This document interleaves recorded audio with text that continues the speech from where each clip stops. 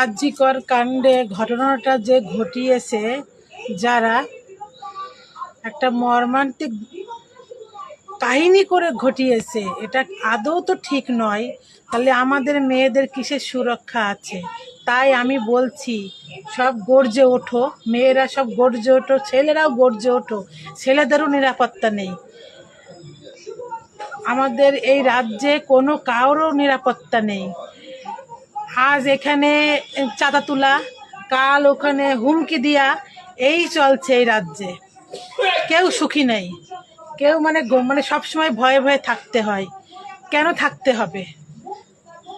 তাই বলছি, উপযুক্ত যেন মর্মান্তিক এই যে ঘটনাটা ঘটিয়েছে যারা, যে শয়তানরা, তাদের উপযুক্ত যেন শাস্তি হয়। আর এর দলে তো একজন হয় না, এর দলে তো আসল আসল তো রয়েছেই।